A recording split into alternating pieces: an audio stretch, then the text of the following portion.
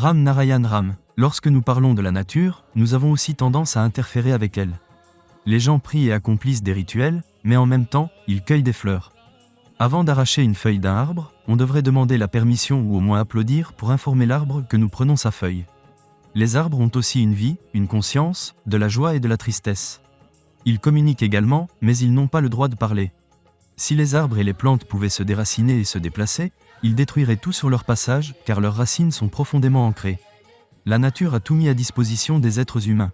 C'est pourquoi, avant de causer du tort à quoi que ce soit, il faut réfléchir et se demander si notre conscience approuve cet acte. Le prana, force vitale, n'est pas une chose matérielle. Le ciel est un trésor de prana, un océan de prana. Le ciel est un tout nune, où tout a existé, existe et existera toujours. Lorsqu'un enfant naît, la première chose qu'il consomme est le lait de sa mère. Mais en grandissant, et jusqu'à sa dernière respiration, il ne consomme que ce qui provient de la terre. La terre est notre véritable mère. Réfléchissez, les arbres absorbent les nutriments de la terre comme du lait, et les humains mangent les fruits qui en sont issus. Les humains troublent beaucoup la terre. Si un jour, la terre décidait de nous rejeter, où irions-nous?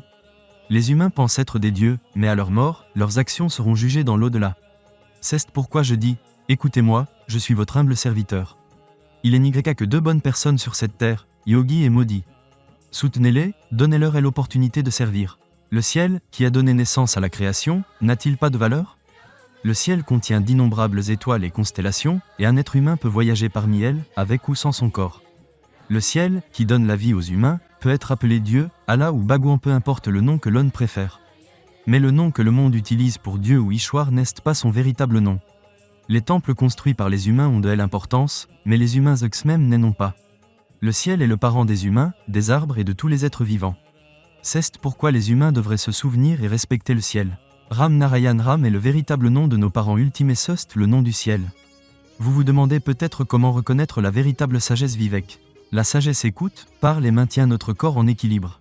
La sagesse distingue le bien du mal. La sagesse est l'esprit, le corps, la conscience et l'âme et tout. Tant que tout ce qui est en nous reste intact comme un ensemble complet, notre corps continuera de fonctionner. Réciter Ram Narayan Ram continuellement apportera bonheur et prospérité dans votre vie. Ce mantra originel possède un immense pouvoir.